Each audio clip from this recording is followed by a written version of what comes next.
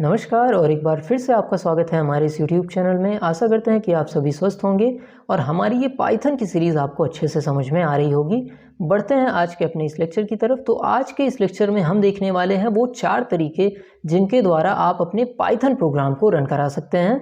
ध्यान दीजिएगा, ये इंपॉर्टेंट चीज़ क्यों है, क्योंकि पूरी इस सीरीज़ में आप प्रोग्राम्स को ही रन कराएंगे। तो इस चीज़ को ध्यान से समझ लीजिएगा कि किस तरीके से हम अपने प्रोग्राम को रन कराते हैं। तो बढ़ते हैं आज के इस लेक्चर की तरफ और डिस्कस करते हैं अपना पहला तरीका। तो पहला तरीका हमारे पास ये है कि हम कमांड इंटरफेस की मदद से अपने प्रोग्राम को रन कराएं। तो इसके लिए सबसे पहले हमें कमांड इंटरफेस ओपन कर लेना होगा।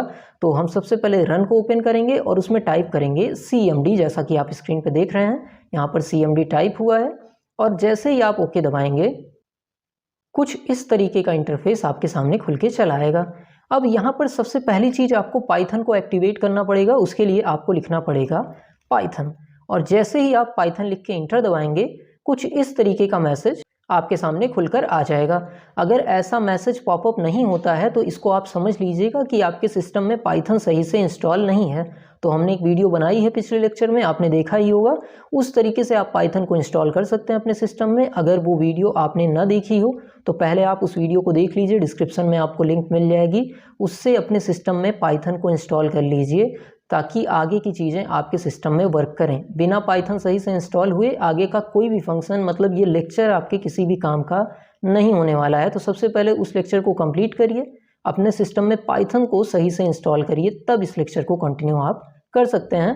तो यहाँ पर आपने पाइथन टाइप करके इंटर दबा दिया। अब आपका पाइथन एक्टिव हो चुका है। इसको हम थोड़ा सा बड़ा कर लेते हैं और अब आप कोई भी प्रोग्राम यहाँ पर लिखकर रन करा सकते हैं। जैसे मैं लिख रहा हूँ प्रिंट ब्रैकेट में 4 + 5, ब्रैकेट क्लोज किया और इंटर दबाया।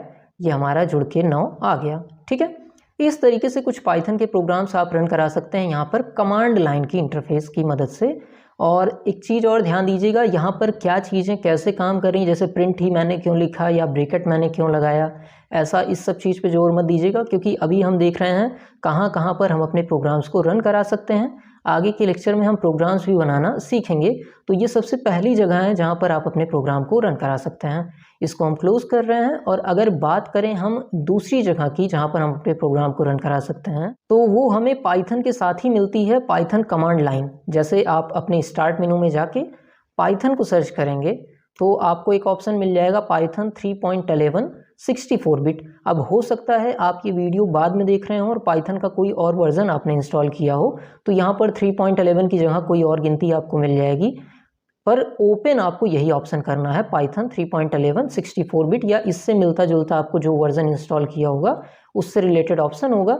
इसको आप अगर ओपन करते हैं तो कुछ ऐसा इंटरफेस आपको मिल जाएगा और इसमें भी आप अपने पाइथन प्रोग्राम को रन करा सकते हैं। जैसे मैं लिख रहा हूँ प्रिंट ब्रैकेट में 7 × 6 और ब्रैकेट क्लोज किया और इंटर दबाया, तो यहाँ पर हमारा मल्टीप्लाई होके कितना आ गया 42। ठीक है, या एक और चीज़ ट्राई कर लेते हैं, प्रिंट, और अपने चैनल का नाम हम प्रिंट कराते हैं कंप्यूटर जी, और हमने इंटर किया तो कंप्यूटर जी प्रिंट हो गया। अब ये डबल इन्वर्टेड कॉमा क्यों लगा है, कुछ लोग, मैं बार बार कह रहा हूँ डिटेल्स पे मत जाइए, बस वो जगह देख लीजिए जहाँ जहाँ पर आप अपने प्रोग्राम्स को रन करा सकते हैं। एक और चीज़, यहाँ पर अपने प्रोग्राम को आप रन कराते हैं तो वो लाइन बाय लाइन रन होता है। जैसे इंटरप्रेटर काम करता है लाइन बाय लाइन, वैसे ही प्रोग्राम्स भी यहाँ पर रन होते हैं कि एक लाइन आपने लिखी, इंटर दबाया, वो एग्जीक्यूट हुआ, फिर अगली लाइन आप लिखेंगे, इंटर दबाएंगे और वो एग्जीक्यूट होगा। ऐसे ही आगे आप बढ़ते रहेंगे। तो ये वो दूसरी जगह है जहाँ पर आप अपने पाइथन प्रोग्राम को रन करा सकते हैं। इसके बाद बढ़ते हैं अपने तीसरी जगह पे। तो उसके लिए भी आपको स्टार्ट मेनू में जाके सर्च करना पड़ेगा पाइथन, और यहाँ पर देखिए पाइथन के अंदर आपको IDLE नाम का एक प्लेटफॉर्म मिलेगा। IDLE पे भी आप पाइथन को अच्छे से रन करा सकते हैं और इसमें एक नई चीज़ भी आपको मिल जाती है। सबसे पहले इस प्रोग्राम को हम मैक्सिमाइज कर लेते हैं और यहाँ पर सेम उसी तरीके से सबसे पहले रन कराते हैं। मान लीजिए हमको 2 नंबर ऐड करने हैं, तो प्रिंट हमने किया 6 + 7 और ब्रैकेट क्लोज किया और इंटर दबा दिया। या एक और चीज़ आप ट्राई कर सकते हैं कि आप सीधे 7 + 8 लिख लीजिए और इंटर दबाइए, तो भी ये जुड़ जाता है। कुछ बहुत खासी मेहनत यहाँ पर नहीं करनी है, क्योंकि आप पाइथन इस्तेमाल कर रहे हैं। और पहले लेक्चर में हमने पढ़ा था कि पाइथन एक हाई लेवल लैंग्वेज आपका प्रोग्राम है, और हाई लेवल लैंग्वेज होने का मतलब होता है जो यूज़र फ्रेंडली हो। तो ये यूज़र फ्रेंडली है, इसमें बहुत ज़्यादा चीज़ें आपको याद करने की ज़रूरत नहीं है कि आपको सेमीकोलन कहाँ लगाना है या क्या चीज़ें कहाँ लगानी है। सिंपल सी लाइन लिखकर भी आप अपने प्रोग्राम को रन करा सकते हैं। एक नई चीज़ यहाँ पर आप ट्राई कर सकते हैं, जैसे आप एक एक लाइन लिख रहे हैं, आपको अगर फाइल बनानी हो तो यहाँ पर फाइल बनाने का भी ऑप्शन है। यहाँ पर आप फाइल मेनू में जाइए और न्यू फाइल पे क्लिक कर दीजिए। अब आपकी एक नई फाइल खुल के आ गई। अब मैं एक चीज़ और ट्राई करता हूँ, मैं आपको वेरिएबल लेके दिखाता हूँ। जैसे ए ले लिया, a इज इक्वल टू 5 हो गया, और एक b वेरिएबल ले लिया, b इज इक्वल टू 7 हो गया। उसके बाद हमने करा प्रिंट a इंटू बी, ठीक है, a इंटू बी। अच्छा, एक चीज़ और, वेरिएबल हम पहले भी बता चुके हैं, अगर ना समझ में आता हो तो ऐसे समझिए। देखिए मैं कुछ अलग तरीके से आपको समझाता हूँ। अब सबसे पहले मैं एक कंटेनर तैयार करता हूँ, एक कंटेनर मैंने तैयार कर दिया। अब दूसरी चीज़ जो यहाँ पर पढ़ने वाली है कि इस कंटेनर का नाम हमने क्या रखा, a, और इस कंटेनर में जब भी हम लिखते हैं a इज इक्वल टू 5 तो क्या काम होता है, a नाम के कंटेनर के अंदर 5 गिनती आ जाती है, ठीक है। तो जब आप a इज इक्वल टू 5 लिखते हैं तो कंप्यूटर में ये काम होता है कि एक मेमोरी स्पेस का नाम a रख देता है सिस्टम, और उस a की जगह पे 5 वैल्यू दे देता है। तो आप जब भी अब आगे a लिखेंगे तो a की जगह पे क्या चला जाएगा, 5 चला जाएगा। ये होता है वेरिएबल का मतलब एग्जैक्टली। समझ में आई ये चीज़ कि आप a इज इक्वल टू 5 लिखते हैं तो a नाम की एक मेमोरी में स्पेस बन जाती है, और a की जगह पर क्या वैल्यू पड़ जाती है, 5 पड़ जाती है। तो आगे जब भी आप a यूज़ करेंगे तो कंप्यूटर उसे a न समझकर क्या समझता है, 5। बढ़ रहे हैं अपने आगे प्रोग्राम को समझते हैं। तो ये हमने बना लिया, a is equal to 5, b is equal to 7, और प्रिंट करना है a इंटू बी। तो सबसे पहले इस प्रोग्राम को हमें सेव करना होगा, तो हम फाइल में गए और सेव किया। अब एक नई चीज़ आपको मैं बता देता हूँ। सबसे पहले इसको मैं डेस्कटॉप पे सेव करना चाहता हूँ, तो मैंने लोकेशन कर ली डेस्कटॉप, और फाइल का नाम हम रख लेते हैं फर्स्ट, क्योंकि ये हमारी पहली फाइल है। और इस फाइल के एक्सटेंशन नेम में आपको लगाना पड़ेगा py। सर हम py क्यों लगा रहे हैं, तो py पाइथन का एक्सटेंशन नेम है। जैसे आप नोटपैड की फाइल बनाते हैं तो .txt लगाते हैं, वैसे ही पाइथन का कोई प्रोग्राम आप बनाते हैं तो .py आपको लगाना पड़ता है। तो py करके हमने सेव कर दिया, और रन में जाकर हम इसको रन करा दे रहे हैं। तो जैसे ही हम रन कराएंगे, यहाँ पर देखिए आपका 35 इंटू होके आ गया। इस तरीके से आप प्रोग्राम कर सकते हैं। अगर ना समझ में हो तो एक बार रिपीट कर लीजिए। जाहिर सी बात है, पहली बार आप प्रोग्राम को रन होता अगर देख रहे हैं तो नहीं समझ में आएगा, ये ह्यूमन नेचर है, इसमें कोई कमी नहीं है, इसमें आपके साथ कोई दिक्कत नहीं है कि आप नहीं समझ पा रहे हो। कोई भी इंसान पहली बार प्रोग्रामिंग देखता है तो उसे नहीं समझ में आता, तो थोड़ा सा बैक जाके फिर से प्रोसेस देख लेंगे तो आपको आसानी से समझ में आ जाएगा। बढ़ते हैं अपने चौथे तरीके की तरफ। तो चौथा तरीका हमारा है VS कोड, मतलब विजुअल स्टूडियो कोड के मदद से हम अपने प्रोग्राम को रन कराएंगे। तो सबसे पहले हम उस एप्लीकेशन को अपने सिस्टम में इंस्टॉल कर लेते हैं। उसके लिए मैं अपने क्रोम ब्राउज़र को खोलूँगा और यहाँ पर सर्च करूँगा VS स्टूडियो, ठीक है, और इसकी ऑफिशियल वेबसाइट यहाँ पर खुल जाएगी। इसको हम ओपन कर लेते हैं, और यहाँ पर देखिए डाउनलोड विजुअल स्टूडियो कोड का ऑप्शन आ रहा है, और विंडोज़ 64 के लिए हम इसको इंस्टॉल कर ले रहे हैं। यहाँ पर देखिए ये खुल जाएगा ऑप्शन, और यहाँ पर डाउनलोड बटन पे क्लिक करेंगे तो हमारा विंडोज़ 8, 10, 11 के लिए यहाँ पर इंस्टॉल हो रहा है। देख रहे हैं यहाँ पर इंस्टॉलिंग हमारी चल रही है। तो जैसा कि आप देख रहे हैं यहाँ पर हमारा सेटअप डाउनलोड हो चुका है। अब चलिए इसको इंस्टॉल करते हैं। तो हम सबसे पहले इसको चले जाते हैं, डाउनलोड फोल्डर अपना ओपन कर लेते हैं। अब यहाँ पर देख रहे हैं, इसको डबल क्लिक करके हम इंस्टॉल कर ले रहे हैं।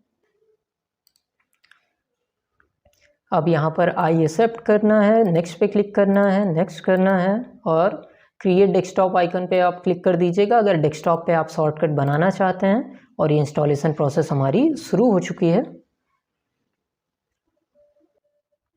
और इसको आप फिनिश कर देंगे तो आपका देखिए विजुअल स्टूडियो कोड आपका ओपन हो जाएगा।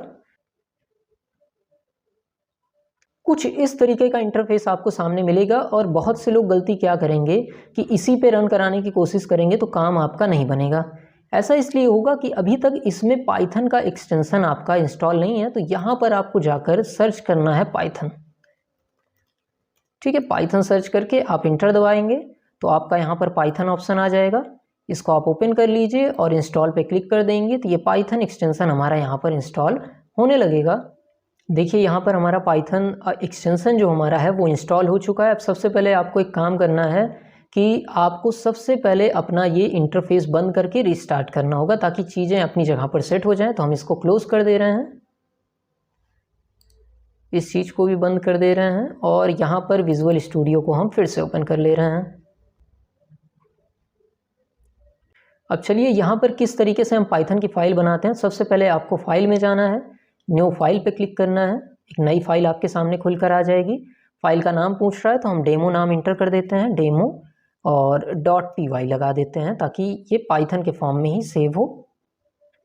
ठीक है, कहाँ पर आप सेव करना चाहते हैं? डेस्कटॉप पे आप डेमो वाली फाइल अपनी सेव करना चाहते हैं, demo.py, और ये यहाँ पर मैंने क्रिएट फाइल पे टिक कर दिया। ये हमारी पहली फाइल खुल गई है। इसको मैं थोड़ा सा छोटा करता हूँ और यहाँ पर आप अपने प्रोग्राम्स को लिख सकते हैं, अपनी चीज़ों को टाइप कर सकते हैं। जैसे मैं फिर से एक चीज़ टाइप करके देखता हूँ कि प्रिंट कर रहे हैं हम 5x5 को। ठीक है, अब यहाँ पर आपको जितने भी बार आप प्रोग्राम लिखेंगे, रन कराना होगा, सबसे पहले इसको आप सेव कराएंगे। तो हमने इसको सेव कर दिया और यहाँ पर जाकर इसको रन किया तो यहाँ पर नीचे की साइड आप देखेंगे टर्मिनल में हमारा आउटपुट यहाँ पर दिखता है। ये देख रहे हैं, यहाँ पर रन होके हमारा आउटपुट 25 आ गया। एक बार फिर से ट्राई करते हैं, हम नीचे जाते हैं और फिर से इसको कुछ चेंज कर लेते हैं, या तो 5x5 को 5x10 कर लेते हैं। आउटपुट 50 आना चाहिए, हमें पता है। फाइल को हम सेव कर रहे हैं और यहाँ पर फिर से हम रन कर रहे हैं। देखिए यहाँ पर 50 आ गया। ठीक है, कुछ इस तरीके से आप पाइथन का प्रोग्राम रन कर सकते हैं। तो सर इतनी सारी जगहें थी तो ये एप्लीकेशन आपने हमारे सिस्टम में क्यों इंस्टॉल करवाया? देखिए इसमें आपको कुछ चीज़ें प्लस मिल जाती हैं जब आप विजुअल स्टूडियो कोड रन कराते हैं यहाँ से। क्योंकि देखिए जैसे आप कोई भी चीज़ टाइप करना चाहें, जैसे मुझे प्रिंट लिखना है, मैंने पी लिखा और ये सारी चीज़ें जो पी से बन सकती हैं ये सारी चीज़ें बता रहा है। आप उस पर क्लिक करिए, आपको टाइप करने की ज़रूरत नहीं है। आप अगर कोई कैरेक्टर लेंगे, मान लीजिए a=5 लिया आपने, b=7 लिया, तो ये अलग अलग जो आपके वेरिएबल्स होंगे उनको कलर देता रहता है ताकि आपको बड़े प्रोग्राम में परेशानी ना हो। और अगर मैं ये कहूँ कि आपको कोई बड़ा प्रोग्राम बनाना है तो ये प्लेटफॉर्म आपके लिए ज़्यादा आसान होगा बाकी किसी प्लेटफॉर्म की तुलना में, क्योंकि यहाँ पर बहुत सारी चीज़ें मिल जाती हैं जो धीरे धीरे करके हम देखेंगे। तो एक चीज़ और मैं आपको बता देना चाहता हूँ कि अगर आप पाइथन सिर्फ ओ लेवल एग्ज़ाम के लिए पढ़ रहे हैं तो आप कोई सा भी प्लेटफॉर्म यूज़ करें, आपका प्रोग्राम आसानी से रन हो जाएगा। क्योंकि जो आपका पोर्सन है ओ लेवल एग्ज़ाम के लिए वो इतना आसान है कि आप हर प्लेटफॉर्म पे उसको रन करा सकते हैं। लेकिन हमारा उद्देश्य ये नहीं होना चाहिए कि सिर्फ हम एग्ज़ाम के लिए पढ़ रहे हैं। ये बहुत ही अच्छी लैंग्वेज है, इसको अगर कोई भी बच्चा अच्छे से पढ़ता है तो काफ़ी अच्छा इसमें स्कोप है आपको करियर से भी रिलेटेड।